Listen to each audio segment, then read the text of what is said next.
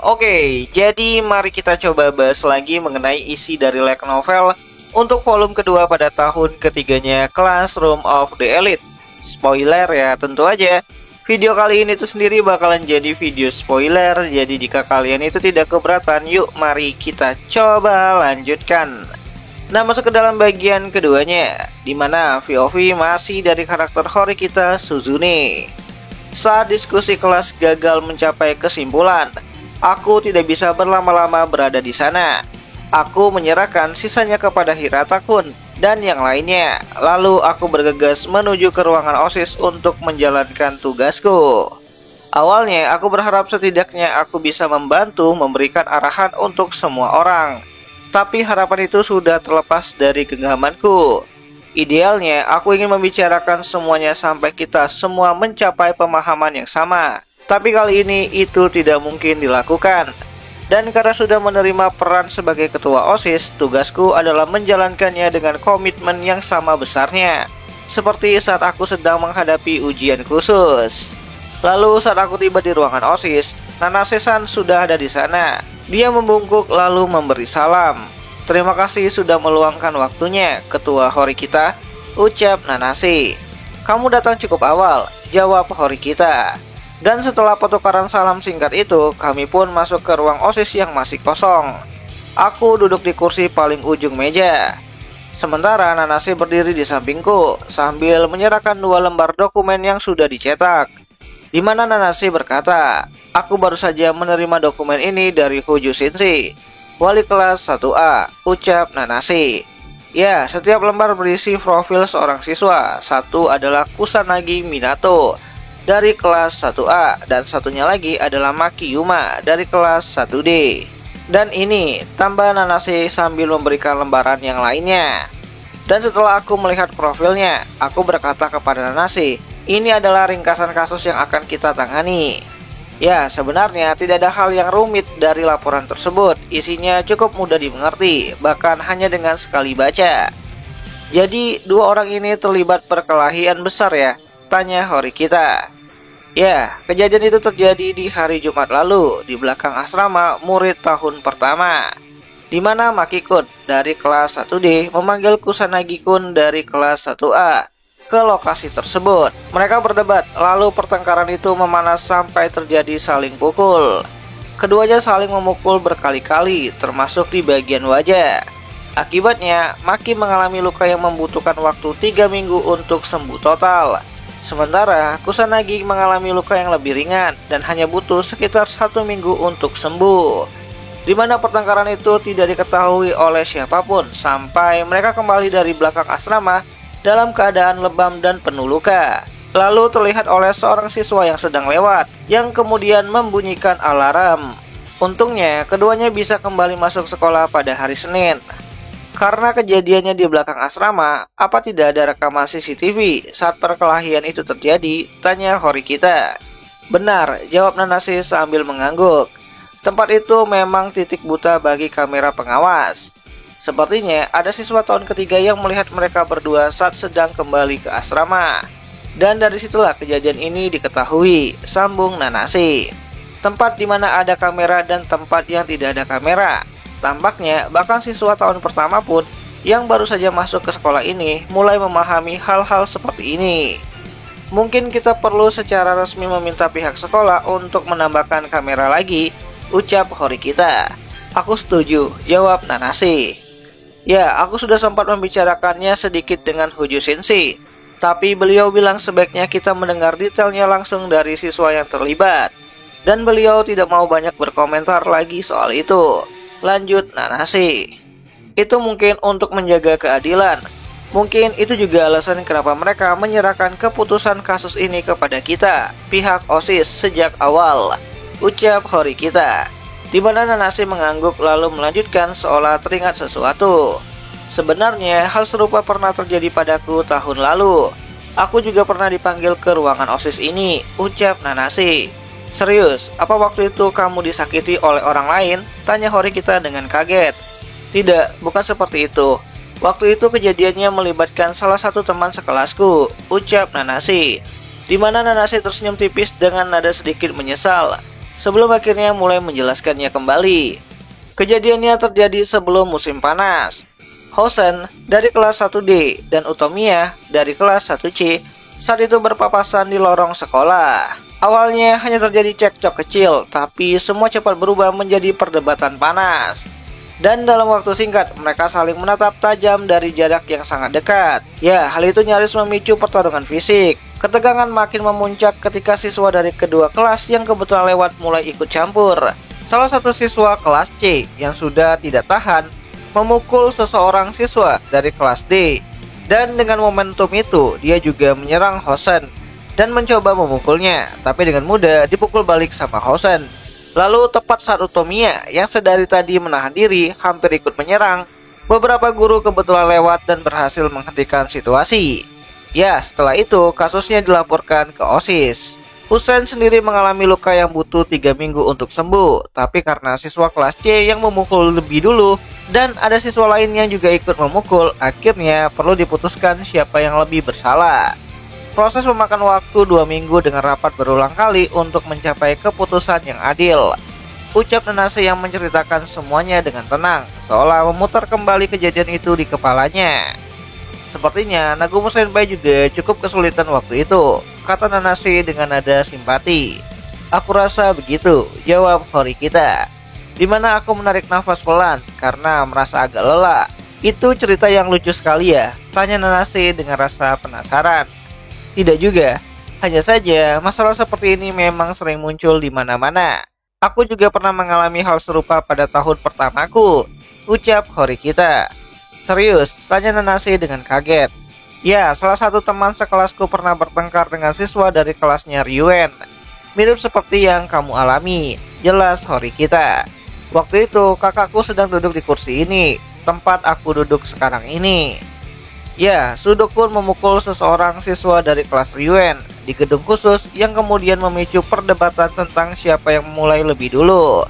Dan siapa yang salah? Kakakku yang bertugas sebagai ketua OSIS menanganinya dengan sangat tenang dan juga adil. Aku rasa Nagumo Senpai juga melakukan hal yang sama di tahun lalu. Ya, kalau diingat lagi, aku jadi tersenyum. Sepertinya sudah jadi tradisi siswa baru selalu saja membuat masalah setidaknya sekali. Di mana pikiranku itu jadi membuatku sedikit tertawa, ucap Horikita. Sekarang setelah mendengar ceritamu, ucap Nanase, semuanya terasa lebih masuk akal. Aku bisa membayangkan hal seperti ini akan terjadi lagi di tahun depan. Dan saat itu terjadi, giliranmu yang akan menanganinya sebagai ketua OSIS, balas Horikita. Aku, balas Nanase dengan sangat kaget. Kalau semuanya berjalan lancar, ya sepertinya itu akan terjadi nantinya. Apakah kamu mau menerima tanggung jawab itu? Tanya Horikita. Aku harap aku bisa, tapi semua ketua OSIS sebelumnya selalu berasal dari kelas A. Aku masih di kelas D, balas Nanase. Ya, meski nada suara Nanase terdengar ragu, aku yakin dia adalah kandidat terkuat untuk posisi itu.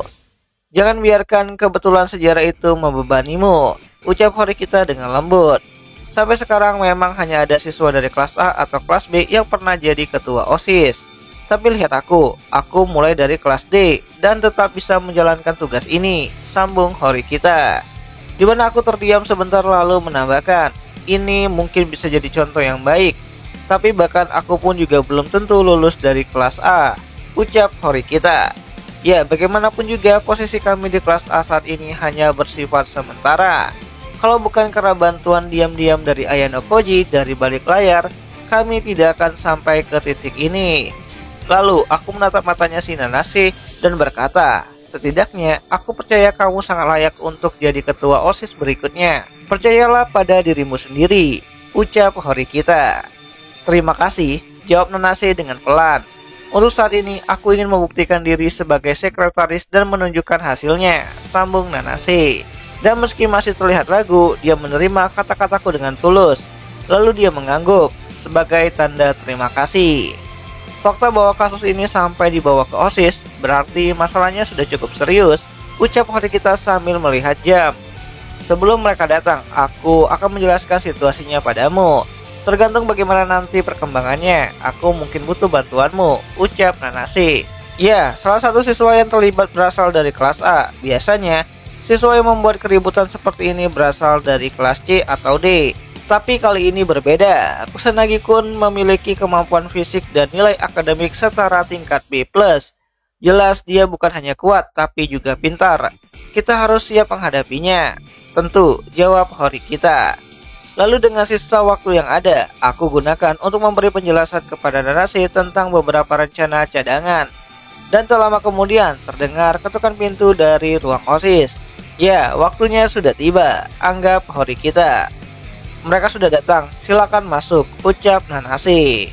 Di mana pintu terbuka, lalu dua orang siswa laki-laki masuk sambil saling menatap tajam. Gaya rambut mereka yang mencolok dan berantakan langsung memberi kesan seperti anak nakal. Sikap mereka juga penuh perlawanan, tanpa sedikit pun rasa penyesalan. Jelas mereka sama-sama yakin bahwa pihak lain yang bersalah. Namun lebih dari sikap mereka, yang paling menonjol adalah wajah mereka. Wah, lukanya parah sekali. Gumam Nanase yang tak bisa menahan diri untuk mengucapkannya. Dimana ketika semuanya sudah berada di ruang OSIS, semua orang pun akhirnya duduk di kursinya masing-masing. Siswa di sebelah kiriku adalah Maki-kun dari kelas 1D. Dan yang di sebelah kananku adalah Kusanagi dari kelas 1A. Meski dokter mungkin akan memvonis waktu pemulihan sekitar 2 hingga 3 minggu bahkan untuk luka ringan, apa yang kami lihat kali ini benar-benar parah. Keduanya punya wajah yang bengkak dan juga memar parah. Dimana itu bukti bahwa mereka telah bertarung habis-habisan, namun luka Maki bahkan jauh lebih parah. Terlihat jelas siapa yang unggul dalam perkelahian kali ini. Kalian mengerti kan kenapa dipanggil ke ruangan OSIS? Tanya Nanase yang berusaha mengarahkan mereka pada tanggung jawab masing-masing. Enggak, aku nggak ngerti. Bentak salah satu dari mereka. Kenapa aku dipanggil? Dia yang mulai duluan, ucap Kusanagi yang langsung membalas sambil memamerkan giginya kepada Maki. Hah? Jangan konyol. Dasar brengsek, kamu yang mulai duluan, balas Maki. Iya, kamu yang mukul duluan. Walaupun pukulannya nggak kena juga sih, ejek Maki. Dimana perdebatan panas itu pun pecah, dimana mereka saling berteriak, berusaha menyalahkan satu sama lain sebagai pemicu pertarungan. Aku dan Nanase saling bertukar pandang, memutuskan untuk tidak langsung ikut campur tangan. Kami pikir membiarkan mereka meluapkan emosinya dulu akan mempermudah penyelesaiannya nanti. Yang awalnya hanya saling dorong berubah jadi saling tuduh, lalu melebar ke hinaan yang tidak perlu, bahkan sampai ke soal tinggi badan dan juga penampilan. Dasar anak-anak, ucap Hori kita dengan pelan. Memang, sahut Nanase dengan nada yang lembut. Mereka mungkin masih siswa baru di sekolah ini, tapi mereka sudah mulai masuk ke wilayah yang tidak bisa dibiarkan.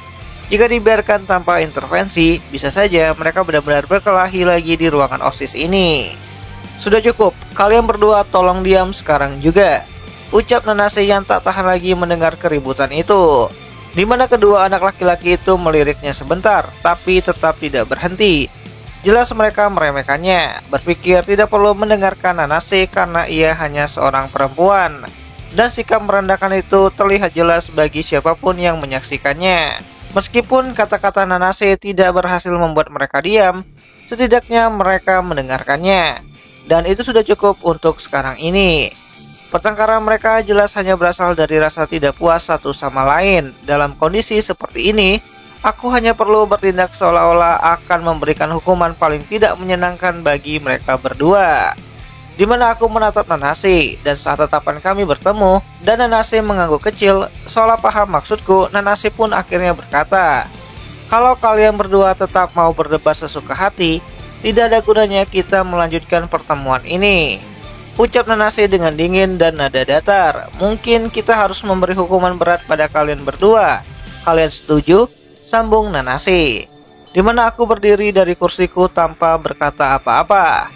Hah? Tunggu dulu, itu nggak adil, protes salah satu dari mereka. Ini bukan urusan OSIS, apalagi cewek seperti kamu. Kamu jangan ikut campur, ucap salah satu dari mereka. Tolong gunakan bahasa yang sopan pada saat kamu berbicara, jawab Nanase dengan tenang. Dimana mereka menatap tajam penuh amarah, jelas tidak suka dengan sikap kami. Mungkin mereka pikir ini akan membuat kami mundur, tapi betapa naifnya pikiran itu. Ini adalah SMA Advanced Nurturing.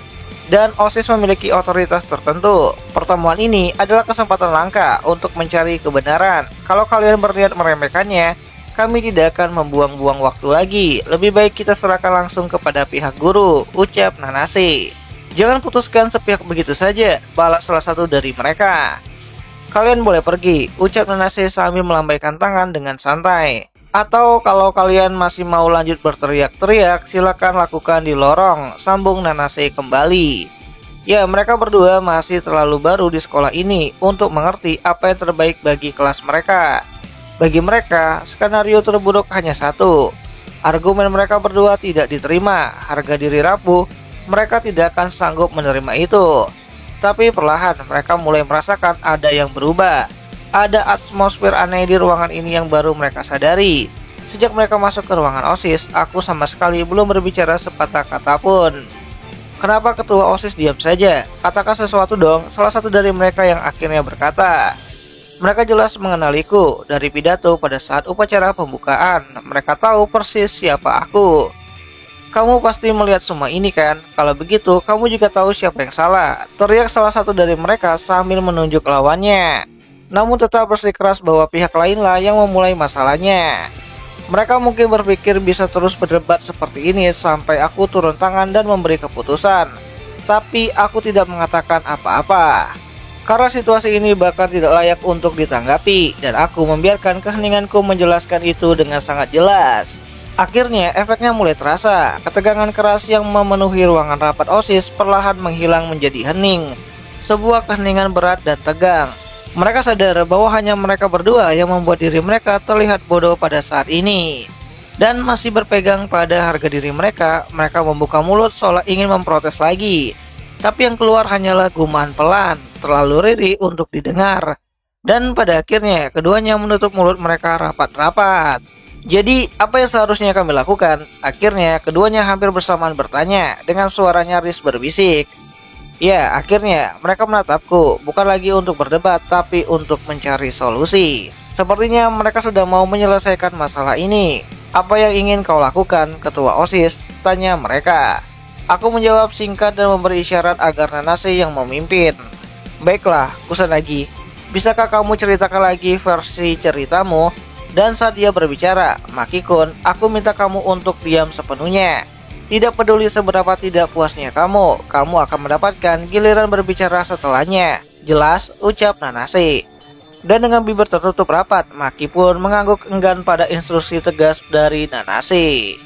Orang ini, Maki, dia melihatku seperti ada kotoran menempel di sepatunya. Jadi aku tanya apa masalahnya, lalu dia langsung meledekku. Tahu-tahu dia menantangku ke belakang asrama. Aku gak mau mundur, jadi aku datang. Begitu aku datang, dia langsung menyerangku seperti orang gila.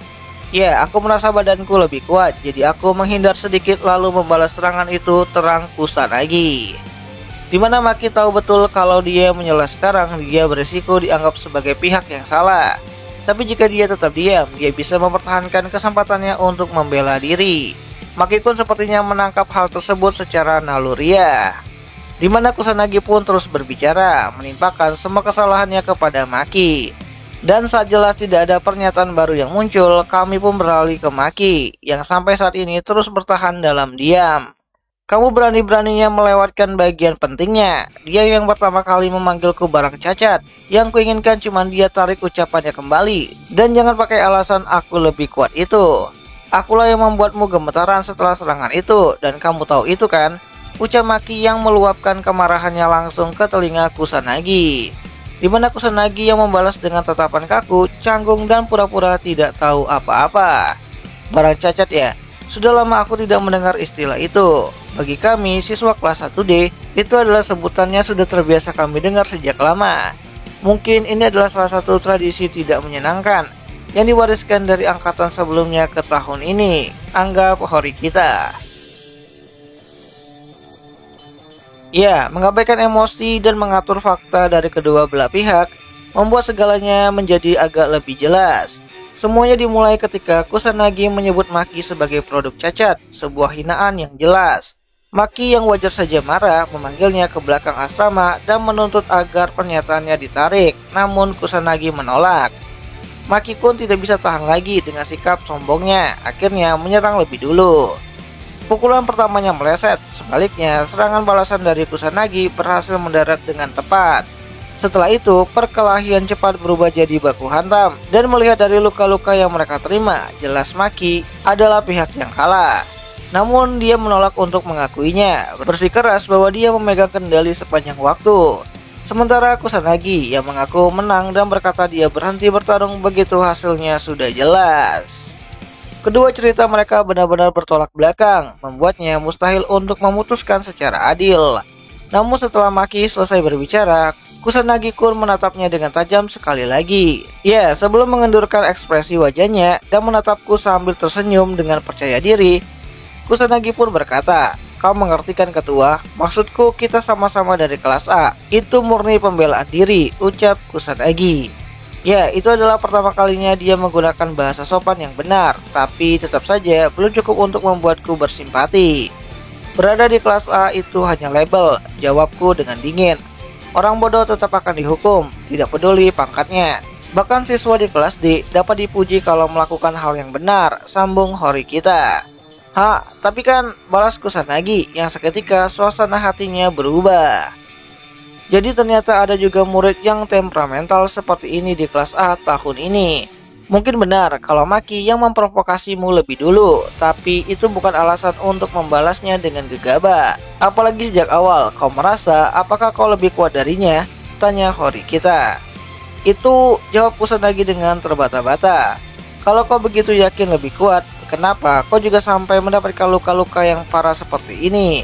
Tanya Horikita. Ya, meskipun Kusanagi pun mungkin sedikit lebih unggul, kerusakan yang mereka timbulkan terhadap satu sama lain menunjukkan kalau kekuatan mereka sebenarnya hampir seimbang. Di mana Kusanagi yang mengalihkan pandangan saat ditekan jelas tidak senang tapi tidak bisa menyangkalnya. "Mata saja kau nggak bisa jawab," sindir Maki. "Kau nggak menang kan?" sambung Maki. "Jangan bercanda, Maki. Mau dibolak-balik kayak apapun, aku tetap lebih kuat," ucap Kusanagi. Dimana kalau terus begini dan mereka menolak untuk minta maaf dan juga berdamai, satu-satunya cara yang adil adalah memberikan hukuman sesuai besaran luka yang mereka terima. Maki-kun 40, Kusanagi 60. Saat aku mulai berpikir begitu, aku bahkan gak memukul Maki sampai separah itu. Sial, gumam Kusanagi di sela-sela giginya tertutup rapat. Itu jelas terdengar seperti ucapan yang tanpa sengaja keluar, lebih seperti bicara untuk dirinya sendiri. Biasanya orang akan menganggap itu usaha untuk menyelamatkan diri, tapi Maki yang berdiri tepat di sampingnya tidak membantah ucapan tersebut, dan malah memberi isyarat seakan mengabaikannya. Ya, melihat jalannya percakapan sampai ke titik ini, seharusnya dia langsung membantahnya, tapi keheningan itu membuatku dan Nanase saling bertukar pandang. "Maksudmu apa? Kau nggak memukulnya sekeras itu?" tanya Horikita menekan. Enggak, itu bukan apa-apa," gumam Kusanagi, yang jelas mencoba untuk menarik kembali ucapannya kembali. "Itu bukan hal sepele," jawabku dengan tajam. "Kekerasan tetaplah kekerasan, tapi jelas Maki menderita luka yang lebih serius. Kalau mempertimbangkan penilaian sekolah juga, kamu bisa saja menerima hukuman yang lebih berat. Bukankah seharusnya kamu membela dirimu dengan benar?" tanya Horikita. Dan untuk sesaat, kedua anak laki-laki yang sebelumnya hanya bisa saling menatap tajam, akhirnya benar-benar bertukar pandang. Itu hampir seperti tatapan yang kadang aku tukar dengan Nanase. Sudah nggak ada lagi yang perlu dibicarakan. Yang aku bilang tadi, ya itu semuanya, gumam Kusanagi, seperti orang yang telah lelah. "Apa benar itu Maki?" tanya Horikita. "Ya, kira-kira begitu. Lagi pula, yang salah juga Kusanagi kan?" gumam Maki. "Serius, kau masih bilang begitu?" balas Kusanagi dengan ketus. Dan dengan begitu saja, kami kembali lagi ke titik awal. Kalau nggak ada kesaksian baru, kita akhiri saja sampai di sini. "Kamu benar-benar nggak masalah dengan itu?" tanya Horikita kembali kepada mereka berdua. "Dari yang kudengar kalian berdua sama-sama salah," ucap Horikita yang menegaskan lagi sikap seorang dewan siswa. Tapi keduanya terlihat tidak puas dan memprotes. Namun kata-kata mereka mulai mereda, seakan sadar kalau protes lebih lanjut tidak akan menghasilkan apa-apa tanpa bukti baru. Baiklah, Guma salah satu dari mereka yang akhirnya menyerah. Hukuman yang sama buat kita berdua ya, sambung salah satu dari mereka. Cih, terserahlah, ini cuma buang-buang waktu, ucap anak yang satunya lagi. Jelas dia kesal tapi tetap setuju. Dimana Kusanagi mengikuti langkah dari Maki, meski masih terlihat kesal. Ya beberapa saat lalu saat mereka saling lempar kesalahan, jelas sekali keduanya berusaha menghindari hukuman masing-masing kalau bisa. Nanase sekali lagi mendorong mereka untuk bicara kalau masih ada yang ingin disampaikan. Tapi keheningan kaku itu tidak juga mencair. Dewan siswa juga tidak bisa menahan mereka lebih lama. Jadi kami memutuskan untuk membubarkan mereka hari ini. Dengan kesimpulan bahwa hasil akhirnya akan disampaikan di lain waktu. Nah, jadi kurang lebih itulah isi dari chapter kedua dari volume kedua untuk tahun ketiganya dari serialnya Classroom of the Elite. Dan jika kalian suka dengan konten seperti itu, kalian bisa bantu aku dengan cara tulis di kolom komentar. Bang, lanjut bang, nanti akan aku coba lanjutin ceritanya. Dan akhir kata itu aja lah dulu mengenai video singkat kali ini. Dan jika ada yang salah aku minta maaf. Dan ya, sampai jumpa di video yang selanjutnya. Jani.